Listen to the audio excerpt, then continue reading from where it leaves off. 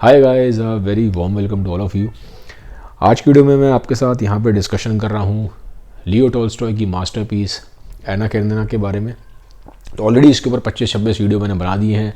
First time अगर आप मेरे चैनल पे आए हो तो आप लोगों से रिक्वेस्ट है कि पहले पुराने वीडियोज़ देखिए, अदरवाइज़ ये वीडियो अगर आप बीच में से देखेंगे तो कहानी आपको समझ में नहीं आएगी। तब होता क्या है, जैसा कि लास्ट वीडियो में हमने देखा था कि एक किस तरह से डिस्कशन हुआ एना का, व्रोंस्की का और एलेक्सी का। ठीक है, इन तीनों कैरेक्टर्स को हमने बहुत डिटेल में लास्ट वीडियो में डिस्कशन किया। अब कहानी में क्या होता है कि एना अब ठीक हो गई है, शी इज़ नॉर्मल। उसके जो फीवर है, उसका फीवर वो ख़त्म हो गया है और उससे मिलने आई है बेट्सी, प्रिंसेस बेट्सी। बेट्सी कौन है? बेट्सी व्रोंस्की की रिलेटिव है। बेट्सी के बारे में मैंने स्टार्टिंग में बहुत सारे वीडियोज़ में डिस्कशन किया था कि लेकिन क्या होता है कि जैसे जैसे कहानी आगे बढ़ती है इंसान भूलता जाता है। ठीक है, क्योंकि वो एक बहुत स्ट्रॉन्ग कैरेक्टर नहीं, एक माइनर कैरेक्टर है। तो एना से मिलने आई है बेट्सी। बेट्सी व्रोंस्की की रिलेटिव है। अब डिस्कशन क्या हो रहा है? डिस्कशन ये होता है तो उसमें एना जो है वो एलेक्सी के बारे में बहुत तारीफ़ करती है। वो बताती है कि जो एलेक्सी है वो बहुत बड़े दिल वाला आदमी है, बहुत ही जेनरस है। उसने कैसे मुझे माफ़ कर दिया, उसने कैसे व्रोंस्की को भी माफ़ कर दिया, और कैसे उसने जो मेरी लड़की हुई है और वो व्रोंस्की के थ्रू हुई है उसको भी एक्सेप्ट कर लिया है। तो बड़ा जेनरस आदमी है और बहुत ही बड़े दिल वाला आदमी है। तो मैं इस चीज़ के लिए हमेशा एलेक्सी को रिस्पेक्ट करती हूँ। तो बता रही है बेट्सी को कि एलेक्सी कितना अच्छा इंसान है, is a very kind hearted and a very noble and a very good man. इस तरह की बात कर रही है। बट एक चीज़ है, एक अंदर उसके बेचैनी अभी भी है और बेट्सी इस चीज़ को नोटिस करती है। वो पूछती है कि एना सब कुछ ठीक है लेकिन अभी भी मुझे तुम्हारे अंदर एक चीज़ें क्लियर हो गई हैं। वो जब उसने पूरा इंसिडेंट बताया कि क्या क्या हुआ, तो बेट्सी कहती है चीज़ें तो क्लियर हो गई हैं, अब तो कोई मैटर ही नहीं है, लेकिन फिर भी अभी भी तुम्हारे अंदर एक बेचैनी है, एक एंग्जाइटी है, क्यों है? बेट्सी उस चीज़ को रीड कर लेती है। तो एना कहती है कि सब कुछ ठीक है but still I can not forget Vronsky. मैं व्रोंस्की को भूल नहीं पाती हूँ। वो मेरे अंदर इतना डीप चला गया है कि मैं भूल ही नहीं पा रही। मुझे समझ में नहीं आ रहा कि अब मैं जो लाइफ बिताऊंगी वो बिना उसके कैसे बिताऊं। इससे तो अच्छा ये होता कि शायद मरी जाती। वो यह बात बोलती है। तो वो कहती है बेट्सी कि तुम एक ऐसे इंसान से कैसे प्यार कर सकती हो जो अपने आप को गोली मार लेता है। अब ये बात सब जगह फैल गई थी कि व्रोंस्की ने अपने आप को गोली मारी है। तो बेट्सी बोलती है तुम एक ऐसे इंसान को कैसे प्यार कर सकती हो जो अपने आप को गोली मार रहा है। तो एना बोलती है इसीलिए तो प्यार करती हूँ, सिर्फ इसीलिए, क्योंकि वो मेरे लिए अपनी जान दे सकता है, मेरे लिए अपनी जान तक कुर्बान करने को तैयार है। तो ऐसे दीवाने हैं कहाँ दुनिया में। कहती है इसी वजह से मैं प्यार करती हूँ उससे। अब यहाँ पे प्रिंसेस बेट्सी उसको बोलती है एना को कि एना एक बात सुनो। वो कहती है क्या? मुझे ना व्रोंस्की ने भेजा है और मैं एक बात बोलना चाहती हूँ उसकी तरफ से। He wants to meet you for one last time. वो तुमसे एक आखिरी बार मिलना चाहता है। क्या तुम उससे मिलोगी? एक आखिरी बार, उसके बाद नहीं मिलेगा, फिर चला जाएगा हमेशा के लिए तुम्हारी लाइफ से दूर। अब एना कंफ्यूज हो जाती है क्योंकि अंदर से तो व्रोंस्की को चाहती है, तो मिलना तो चाहती है। इनफैक्ट वो तो पूरी ज़िंदगी व्रोंस्की के साथ बिताने को तैयार है, बट आउटर कंडीशंस फेवरेबल नहीं है। ऐसा बहुत बार होता है कि इंसान चाहता बहुत कुछ है, अंदर से तो बहुत कुछ चाहता है, बट बाहर की कंडीशंस फेवरेबल नहीं होती, तो मजबूरी में वो बच जाता है। और मजबूरी में वो जो डिसीजन लेता है वो बड़ा बटा बटा सा होता है, और ज़िंदगी भर वो जो डिसीजन लेता है उसको कहीं ना कहीं एक रिग्रेट रहता है कि मैंने डिसीजन क्यों लिया, दूसरा ऑल्टरनेटिव क्यों नहीं चूज़ किया। ऐसी अब एना के साथ है। इंटरनली तो चाहती है व्रोंस्की के साथ रहना, उससे प्यार करती है, बट आउटर कंडीशंस ऐसी हैं। अभी जो पीछे मैंने बताया सीन हुआ, तो उसके बाद जब उसने देखा कि यार उसने बहुत ही, एलेक्सी ने बड़ा ही जनरस बिहेव किया है, तो अब वो नहीं मिल सकती उससे, व्रोंस्की से। तो आउटर कंडीशंस ऐसी हैं कि वो उसको मना करना पड़ता है। वो बेट्सी को बोलती है कि सॉरी बट अब मैं व्रोंस्की से नहीं मिल पाऊंगी, लेकिन इंटरनली मिलना चाहती है, पर बाहर से ऐसा बोल रही है डिवीज़न है, एक टर्मोइल है, कॉन्फ्लिक्ट है, ये हर इंसान की लाइफ में आता है। यहाँ रिलेशनशिप को लेके है, वो किसी भी चीज़ में आ सकता है, करियर में आ सकता है, किसी भी चीज़ में आ सकता है वो। और अब जो डिसीजन लेंगे और जो ऑप्शन छोड़ेंगे, जैसे यहाँ पे इसने क्या करा, अब इसको समझो उस पॉइंट को। उसने ऑप्शन क्या चूज़ किया कि मैं व्रोंस्की से नहीं मिलूंगी, इंटरनली मिलना चाहती है, तो ये जो मिलना चाहती है ये वाला ऑप्शन उसको क्लोज करना पड़ा, तो रिग्रेट रहेगा। तो आदमी की ज़िंदगी ऐसे ही है, कॉम्प्लेक्स है, आदमी का माइंड भी कॉम्प्लेक्स है, तो जो वो डिसीजन ले लेता है तो उसको रिग्रेट करता है। ये चीज़ करियर में भी हो सकती है। आप चाहें कि जॉब छोड़ के बिजनेस करें, नहीं कर पाएँ तो रिग्रेट रहेगा, मैंने ज़िंदगी में बिजनेस नहीं किया, एंटरप्रेन्योरशिप नहीं करी, अपना काम नहीं किया, स्टार्टअप नहीं किया। स्टार्टअप कर लें या अगर आप बिज़नेस कर लें और नहीं चले तो फिर आपको रिग्रेट रहेगा, यार मैं जॉब ही कर लेता, वही ठीक था, मेरे साथ के जो लोग हैं उन्होंने जॉब करी, वो तो यहाँ पहुँच गए, मैंने कैसा काम करा वो भी फेल हो गया। स्टार्टअप में फेलियर रेट बहुत हाई है, बिजनेस में फेलियर रेट ज़्यादा है, जॉब में कंसिस्टेंसी है, स्टेबिलिटी है, यहाँ रिस्क है। बिजनेस में ऑब्वियसली रिवॉर्ड भी बहुत हाई है बट रिस्क भी बहुत हाई है, और मेजॉरिटी ऑफ स्टार्टअप्स में चांसेस रहते हैं कि वो फेल होगा। अगर आप परसेंटेज वाइज देखने बैठेंगे तो more than 90% of startup fail. तो जो भी डिसीजन लेंगे, वो दूसरा जो डिसीजन है जो नहीं लिया आपने, कोई तो आपको दो ऑप्शन है, एक छोड़ेंगे एक लेंगे, जो छोड़ेंगे वो वाला ऑप्शन आपको हमेशा कॉन्फ्लिक्ट क्रिएट करेगा, ये होता है। तो यहाँ पे ये चीज़ दिखाई दे रही है कि आदमी की लाइफ कॉम्प्लेक्स है, आदमी का माइंड कॉम्प्लेक्स है, और फिर उस कॉम्प्लेक्सिटी से ही आदमी डिसीजन लेता है, ठीक है। और ये जो द्वंद है ये लाइफ लॉन्ग रहता है आदमी के साथ। विजडम इसी को बोलते हैं कि आप उसको समझ जाएं कि द्वंद आदमी के साथ रहेगा, और जो भी आप डिसीजन लेंगे आपको लेना पड़ेगा, और हर डिसीजन की एक कॉस्ट है जो आपको चुकानी पड़ेगी। सार्त्रे ने भी बोला, ये जीन पॉल सार्त्रे ने, कि man is condemned to be free. तो उसका मतलब यही है कि आप चॉइसेस लेंगे, और जो भी चॉइस लेंगे तो उसके साथ एक सेक्रीफाइस जुड़ेगा। That's how life is. Anyways, तो वो बोल देती है कि मैं व्रोंस्की से अब नहीं मिल सकती, ठीक है। मैं साथ साथ थोड़ा सा कहानी तो बता रहा हूँ, लेकिन I want to explain that philosophy also behind it, because खाली मैं कहानी ही बताता रहा हूँ आपको और पीछे अंडरलाइन फिलॉसफी ना बताऊँ तो वो भी मुझे लगता है वो फुल जस्टिस नहीं है कहानी के साथ। क्योंकि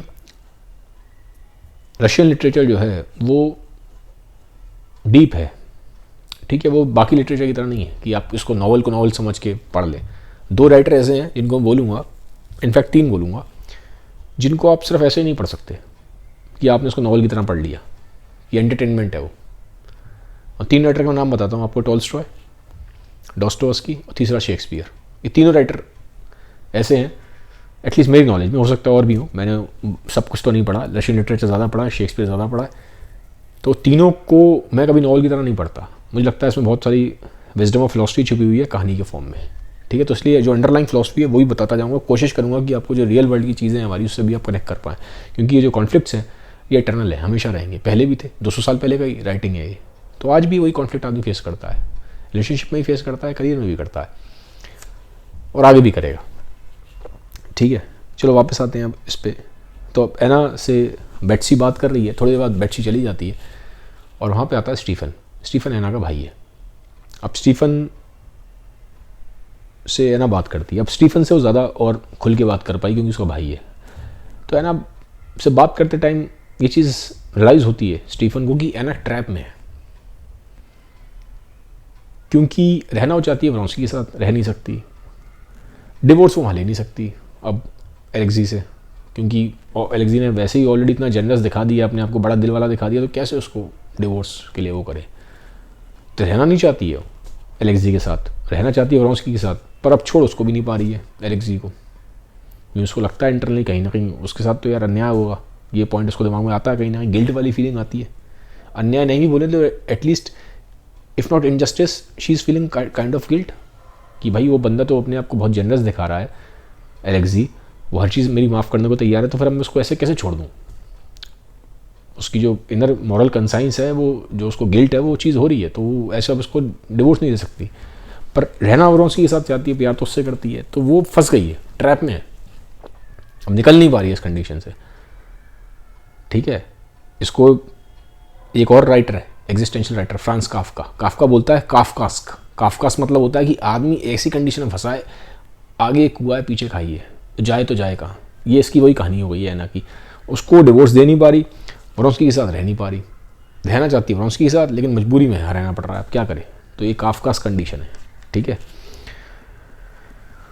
तो स्टीफन से बात करते करते एना इनडायरेक्टली हिंट करती है कि मेरे पास कोई ऑप्शन नहीं है सिवाय, वो बोलती नहीं है सिवाय, लेकिन वो कहना चाहती थी डेथ के। उसने बोला नहीं word death, but she was thinking of that. ये कैसे मालूम पड़ता है? टॉल्स्टॉय ने मेंशन किया, she was thinking about it, but वो बोलती नहीं है।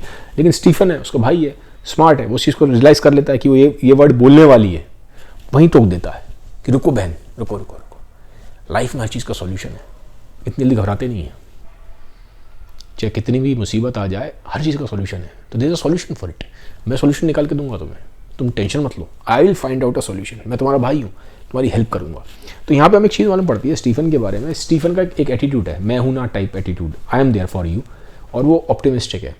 उसको ये चीज़ दिख रही थी, उसकी बहन डिप्रेस हो रही है और वो कहीं ना कहीं डेथ के थॉट्स ला रही है कि मैं बस I have no option except for she is not saying it, revealing it directly, but he understands कि वो डेथ बोलने वाली थी। तो वहीं टोकता है, वो कहता है ऐसा नहीं, नहीं नहीं नहीं, सॉल्यूशन है, मैं निकाल के दूंगा तुम्हें सॉल्यूशन, मैं भाई हूँ तुम्हारा, I will find the solution for you. Stephen उसको गुड बाय कह के सीधा अपने जीजा के पास जाता है, एलेक्सी के पास। अब जो एलेक्सी है वो भी थोड़ा सा भी अजीब सी कंडीशन में है, क्योंकि देखो परेशानी तीनों तरफ है। एना की लाइफ में भी परेशानी है, व्रोंस्की की लाइफ में हमने देख ही लिया, और एलेक्सी की लाइफ में भी है। तो एक टर्मोइल तो तीनों एक खिचड़ी सी तो पक रही है, और तीनों की लाइफ में अनरेस्ट है, nobody is at peace, chaos is everywhere। अब स्टीफन बोलता है, एलेक्सी से बात करता है, काफ़ी डिस्कशन होता है, और वो बोलता है कि देखो जीजा जी, मैं जानता हूँ जो हुआ पीछे, and I respect you for your magnanimous behaviour, कि जो आपने इतना जेनरस बिहेवियर दिखाया, इतनी बड़ी उदारता दिखाई है, बड़ा आपने दिखाया कि आप बड़े दिल वाले हो, आपने माफ़ कर दिया मेरी बहन को, और व्रोंस्की को भी आपने एक्सेप्ट किया, उनके बच्चे को भी एक्सेप्ट किया। तो this shows that you have a big heart and I respect you for that, but मुझे ऐसा लगता है कि आप दोनों का फ्यूचर ना एक दूसरे की फ्रीडम में है। अब एलेक्सी उसका चेहरा देख रहा है अपने साले का, स्टीफन का। वो कहता है क्या मतलब है तुम्हारा? वो कहता है मुझे लगता है कि आप दोनों को डिवोर्स ले लेना चाहिए, आप दोनों को डिवोर्स लेना चाहिए, क्योंकि ठीक है आप रिस्पेक्ट करते हो, चीज़ें ठीक है, बट आई स्टिल बिलीव प्यार नहीं है। तो आप दोनों अपनी अपनी ज़िंदगी अभी आपकी बहुत है दोनों की, अपनी अपनी लाइफ स्टार्ट करो ना अलग से। When there is no love, why you dragging the relationship? Why don't you take divorce? ये बात बोल रहा है स्टीफन एलेक्सी को। एलेक्सी अब मन ही मन सोच रहा है, is a kind of a discussion with himself. Alexei अंदर ही अंदर दिमाग में सोच रहा है, अपने बोल नहीं रहा, अंदर ही अंदर सोच रहा है। वो सोच क्या रहा है? वो ये सोच रहा है कि डिवोर्स सॉल्यूशन नहीं हो सकता। स्टीफन को बहुत आसान लग रहा है, बट डिवोर्स सॉल्यूशन नहीं है। अब क्यों नहीं है डिवोर्स सॉल्यूशन? उसके 2 पॉइंट उसके दिमाग में घूमते हैं। पहला, वो कहता है कि जो मेरे बच्चे की ज़िंदगी ख़राब हो जाएगी, जो लड़का है उसका सरगी, उसकी लाइफ बर्बाद हो जाएगी, क्योंकि डिवोर्स होगा तो कहीं ना कहीं मैं उसको रोक तो पाऊँगा नहीं, लड़के को अपने माँ से अलग होने से। तो लड़का माँ के पास जाएगा, लेकिन जो माँ है वो शादी करेगी व्रोंस्की से, तो क्या व्रोंस्की उसको अपना लड़के की तरह प्यार कर पाएगा? नहीं कर पाएगा। अपना खून नहीं है ना, तो कैसे करेगा प्यार? जितना प्यार मैं कर सकता हूँ वो नहीं करेगा। और ऑब्वियसली एना उसको बिना लड़के के अपना रह नहीं पाएगी, तो एना लड़के को लेके जाएगी। तो व्रोंस्की लेकिन से शादी कर भी लेगी, लेकिन तो व्रोंस्की उसको वो प्यार नहीं कर पाएगा जितना मैं कर सकता हूँ, मेरा खून है वो सरगी। तो उसको लड़के की टेंशन है।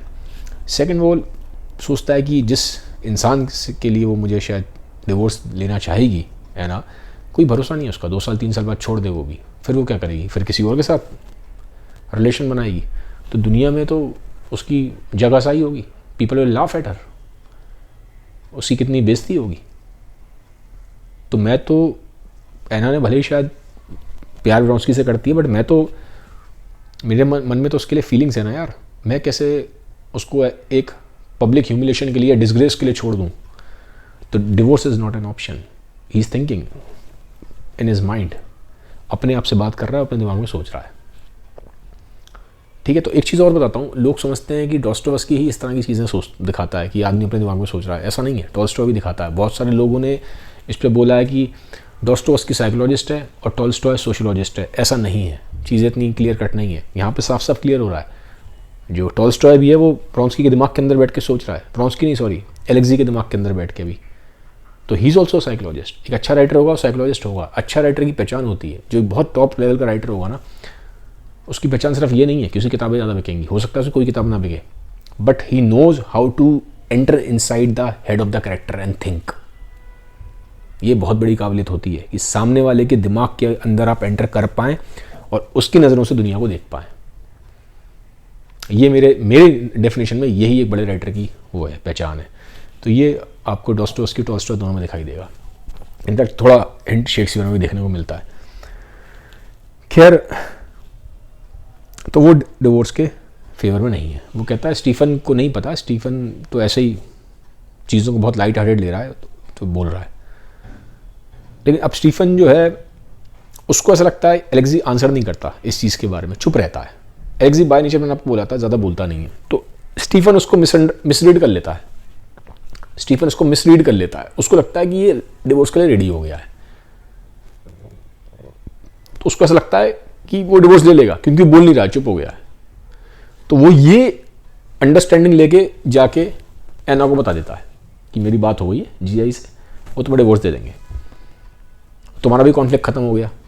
क्योंकि वो इस चक्कर में थी कि पता नहीं वो डिवोर्स देगा नहीं देगा, क्या होगा क्या नहीं होगा, मैं कैसे डिवोर्स दे दूँ, मैं तो डिवोर्स दे नहीं सकती उसको, क्योंकि उसको लगा था यार ऑलरेडी उस बंदे ने मेरे लिए इतना बड़प्पन दिखाया, तो मैं कैसे उसको डिवोर्स दे दूँ। लेकिन अब वो खुद ही जाके स्टीफन बोल रहा है कि तुम टेंशन मत लो, मैंने तुम्हें इस मॉरल डिलेमा से निकाल दिया है।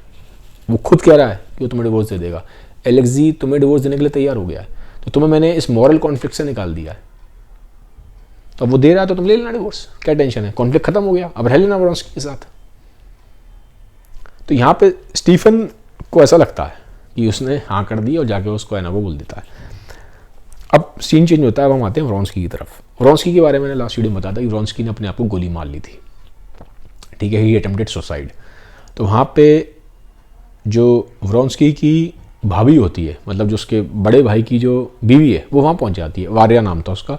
वो देख लेती है ऐसे ऐसे हो गया है, ठीक है, जो उसका सर्वेंट है फटाफट उसको बुलाता, आसपास ही होती है, तो वो जाके डॉक्टर्स को बुला जाती है और उसकी जान बच जाती है व्रोंस्की की। तो व्रोंस्की 3-4 दिन तक तो बिल्कुल होश में नहीं आता, ज़िंदगी और मौत के बीच में झूलता रहता है।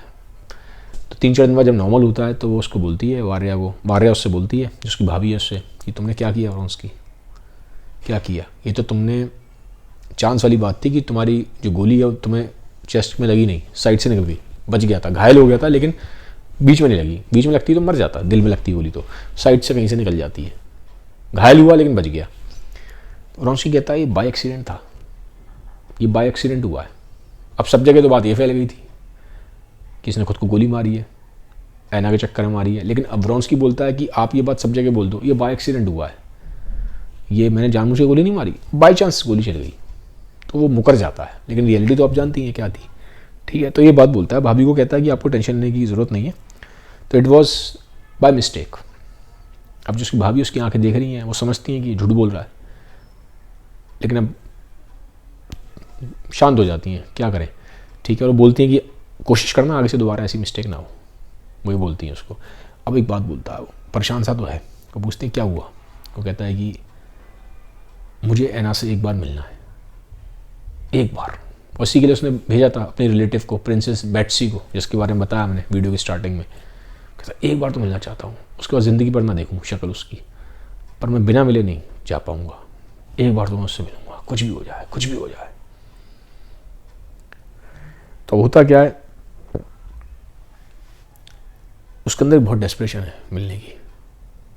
अब वो जो प्रिंसेस बेट्सी है वो उस तक न्यूज़ पहुँच जाती है व्रोंस्की तक कि एना ने मना कर दिया है मिलने के लिए, तो और तड़प मस्ती है। कोई आपको मना कर देना किसी चीज़ के लिए, आप वही काम करेंगे, ये ह्यूमन साइकोलॉजी है। सो रिवर्स साइकोलॉजी बोला जाता है कि आपको अगर मैं बोलूँ ये काम ना करो तो आप वो काम जरूर करोगे, 200% आप वो काम करोगे। जिस चीज़ के लिए आदमी को रोका जाए आदमी वही काम करता है, फितरत है आदमी की। तो उसकी जब वो बोलती है रिलेटिव प्रिंसेस बेट्सी कि अब एना तुमसे नहीं मिलना चाहती, वो कहता है मिल के रहूँगा, कुछ भी हो जाए, जान चली जाए मेरी, लेकिन मिल के रहूँगा। अब दीवाना है, ब्रेव भी है, दोनों चीज़ें हैं उसके अंदर। कहता है कि मैं मिलूँगा, और अब थोड़ा उसके अंदर ना एक एक्स्ट्रा एनर्जी आ गई है, बिकॉज क्योंकि उसने अपने गोली मारी तो उसे लगता है कि मैंने अपना पश्चाताप कर लिया, तो ही फील्स लिबरेटेड। अभी तक वो क्या हो रहा था, उसके अंदर गिल्ट वाली फीलिंग आ रही थी कि जो मैंने गलत किया है कहीं ना कहीं, और जो एलेक्सी है उसने बड़प्पन दिखाया है, मैं छोटा साबित हो गया, ठीक है, he is morally superior, I am morally inferior, I have done something wrong. So he was self condemning himself, self depreciation में था। लास्ट वीडियो में देखा हमने। यहाँ पे लेकिन एक चीज़ क्लियर हो जाती है कि जब उसको लगता है जब मैंने गोली मार ली तो मैंने अपना रिपेंटेंस हो गया मेरा, मैंने तो पश्चाताप कर लिया है, I have paid my debt, तो अब मैं लिबरेट हो गया हूँ अपने में, जो मेरे एक्शंस थे, मेरे जो कर्मास थे, मैं उनसे लिबरेट हो गया। Now he is kind of एक उसको नया जन्म सा मिला है। तो कहता है अब मैं जाऊँगा, यहाँ से मिलूँगा, कुछ भी हो जाए, कोई भी कीमत चुकानी पड़े, but I will go for one last time, एक बार मिल के आऊँगा बस, भले ही आखिरी बार हो। तो समझाते भी है जो उसकी भाभी है वारिया, लेकिन वो मानता ही नहीं है, ज़िद्दी है, ज़िद्दी आदमी है, नहीं मानता, सब कुछ स्टेक पे लगा सकता है। अब जाता है, घर में जा रहा है उसके, और घर में जा भी ऐसे रहा है दीवानों की तरह, जब आदमी प्यार में होता है दीवाना हो जाता है, उसको दिखाई नहीं देता कुछ। फिर सीढ़ियाँ चढ़ता हुआ जा रहा है, सीढ़ियाँ भी चढ़ रहा है तो एक एक कदम नहीं रख रहा, दो दो तीन तीन कदम बिल्कुल छलांग लगाता हुआ जा रहा है। उतावलापन बहुत है, तो प्यार आदमी को ऐसे कर देता है। लॉन्गिंग सही नहीं जाती, मौत सह लेगा, लॉन्गिंग नहीं सह पाएगा। गोली मार दी थी, he was ready to shoot himself, but he can not tolerate the longing, रह नहीं पा रहा है, तो कूदता हुआ जा रहा है सीढ़ियाँ, और बिल्कुल अंधा हो गया है, दिखता नहीं कुछ उसको। दिखता इन द सेंस ऐसा नहीं कि दिख नहीं रहा है, दिख रहा है, लेकिन सिर्फ ऐना दिख रही है और कुछ नहीं दिख रहा। आसपास दुनिया में क्या हो रहा है, वहाँ सर्वेंट है, कौन है, मेड है, कुछ नहीं दिखाई दे रहा। वो सीधा उसके रूम में पहुँचता है ऐना के, और चिल्लाता हुआ ऐना ऐना ऐना, और इतना दीवाना हो गया कि आसपास वहाँ पे कोई सर्वेंट है, मेड है, उसे कुछ नहीं दिखता। सीधा पहुँचता है ऐना के पास, उसके यहाँ हाथों पे किस करता है, उसके चेहरे पे किस करता है, उसके नेक पे किस करता है, बिल्कुल दीवाना हो जाता है।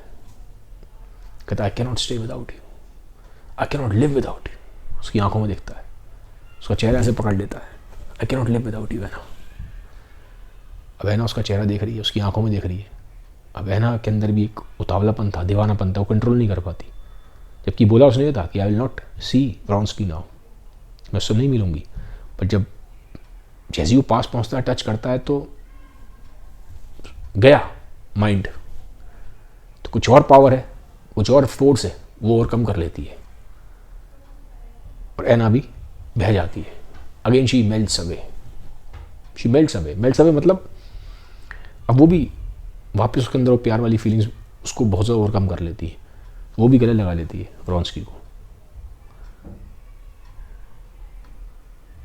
वो बोलती है उससे I also can not stay without you. तो व्रॉन्स्की कहता है मैं मर सकता हूँ, I can accept death but I can not accept this separation, मेरे से नहीं रहा जाता, मुझे मौत मंजूर है पर दूरी मंजूर नहीं है। ऐना कहती है मुझसे भी नहीं, मैं भी नहीं रह सकती तुम्हारे बिना। तो एलेक्सी वो व्रॉन्स्की बोलता है कि हम चलते हैं, हम इटली चलते हैं, कहीं और चलते हैं, दूर चलते हैं यहाँ से, मैं तुम्हें यहाँ से कहीं दूर लेके जाना चाहता हूँ। ऐना कहती है हाँ मुझे ले चलो, मैं चाहती हूँ तुम मुझे ले चलो। और वो कहती है कि अब तो एलेक्सी ने बोल दिया है, वो खुद कह चुका है कि वो डिवोर्स देगा। I want you to take me away from here, मुझे ले चलो व्रॉन्स्की, मैं तुम्हारे बिना नहीं रह सकती। व्रॉन्स्की कहता है मैं तुम्हारे बिना नहीं रह सकता, ये ज़िंदगी भी क्या ज़िंदगी है, अगर तुम ही नहीं मिली तो मुझे क्या करूँगा, what I will do with this life if I am not with you. वही बात बोलता है। और अगले दिन वो दोनों चले जाते हैं इटली चले जाते हैं। और व्रॉन्स्की ने, आपको पता है बात, व्रॉन्स्की की एक ये देखिए दीवानगी, व्रॉन्स्की को छुट्टी नहीं मिल रही थी, वो अपनी जॉब छोड़ देता आर्मी की ऐना के साथ रहने के लिए। वो कहता है मेरे लिए इटली जाना जरूरी है, जॉब से रिजाइन कर देता है और उसको लेके चला जाता है। तो यहां से हमें दो चीजें इसके बारे में मालूम पड़ती है, व्रॉन्स्की के बारे में। पहली चीज ये क्लियर होती है कि व्रॉन्स्की एक बड़ा जिंदा दिल आदमी है, जाबाज आदमी है, चीजें स्टेक पे लगाता है, वो सब कुछ स्टेक पे लगाता है। नौकरी छोड़ देना आसान नहीं है। एक बहुत ऑनर की नौकरी थी आर्मी की जॉब, बहुत ही इज्जत वाली जॉब थी, लेकिन छोड़ दी। ऐना के लिए सब कुछ कुर्बान है, जॉब छोड़ दी उसने, अपना करियर स्टेक पे लगा दिया, अपना फ्यूचर स्टेक पे लगा दिया। ही नोज कि लोग उसके बारे में बात बनाते हैं, but he is least interested, he is least bothered about any one. हर चीज़ टेक पे लेने को तैयार है। उसकी मदर ने मना किया था उसको, नहीं करना है, करियर पे ध्यान दो, बट नहीं, करियर जाता जाए, जॉब जाती है जाए, एना सबसे ऊपर है। तो ये बात तो है कि जिंदा दिल है।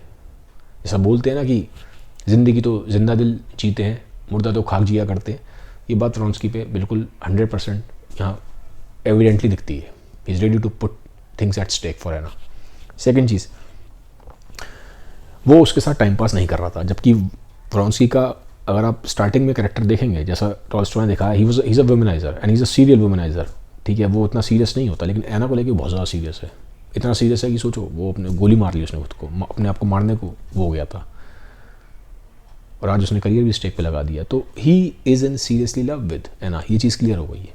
He is in true love with Anna. और इसका फर्स्ट टाइम पता है उसको बहुत ज़्यादा रिलेशन कब हुआ? लास्ट वीडियो में जब मैंने आपको बताया था, जब उसने कन्फेशन किया था एलेक्सी के आगे, और वहाँ पे जब एना थी, तो और जब एना उस टाइम मरने वाली होती है, बिल्कुल मरने के कगार पे थी, मैंने आपको लास्ट वीडियो में बताया था, डॉक्टर्स ने तो बोल दिया था कि बहुत मुश्किल है एना का बचना। सब ने मान ही लिया था कि एना के लास्ट मोमेंट्स है। उन लास्ट मोमेंट्स में जब व्रोंस्की ने एना की आंखों में देखा था ना, he could see her soul, उसकी आत्मा देख पा रहा था एना की। तो पहली बार उसको एक सडन अवेकनिंग हुई, सडन रियलाइजेशन। एक एपिफेनी का मोमेंट होता है ना, कि एपिफेनी का मोमेंट की ज़िंदगी में आपको एकदम से सडन रियलाइजेशन हो जाए, एकदम से उतनी स्ट्रॉन्ग रियलाइजेशन हो कि उस एक मोमेंट में पूरी आपकी लाइफ उतर आई हो। तो उसको उस एक कुछ सेकंड के लिए, जब when she is on the death bed, she is about to die, she is delirious as well because feverish थी, लेकिन वहाँ पे जब उसकी आंखों में दिखता है ना कि he could see her soul, वो उसकी आत्मा देख पा रहा था, तो उसको फर्स्ट टाइम ये चीज़ रियलाइज़ हुई कि शायद अभी तक जिसको मैं प्यार समझ रहा था वो तो सिर्फ अट्रैक्शन था, प्यार तो मुझे अब हुआ है, क्योंकि अब मैं इसकी सोल देख पा रहा हूँ। तो यहाँ से एक चीज़ क्लियर होती है, जब हम पूछते हैं कि कैसे हम डिफाइन करें। बहुत बार इंसान सोचता है कि मुझे ट्रू लव है कि नहीं, कहीं सिर्फ मुझे अट्रैक्शन तो नहीं है। हम सब भी सोचते हैं कि हमें जो इंसान से इसको हम समझते हैं, हम प्यार करते हैं, कि हमें प्यार है या हमें अट्रैक्शन है। यहाँ टॉल्स्टॉय आंसर देता है कि व्रोंस्की ने जब एना की आंखों में उसकी सोल देखी, तब उसको रियलाइज़ हुआ कि हाँ ये ट्रू लव है। उससे पहले उसको समझ में आया कि वो तो सिर्फ अट्रैक्शन था। आज उसको मालूम पड़ा ट्रू लव क्या होता है। ठीक है, तो ये चीज़ क्लियर होती है कहीं ना कहीं व्रोंस्की को भी उससे सच्चा प्यार था। तो ये था आज का वीडियो, यहाँ पे ये नरेशन ख़त्म होता है। मुझे कमेंट सेक्शन में बताइएगा कि नरेशन कैसा लगा। बाकी आप लोगों से रिक्वेस्ट है कि इस चैनल को ग्रो करने में हेल्प करिए, जितना हो सकता है इन वीडियोस को सबके साथ शेयर करें। अगर ये आपको अच्छे लगते हैं, इस लायक लगते हैं कि ये शेयर करने लायक है। Have a nice day, bye bye, take care, thank you.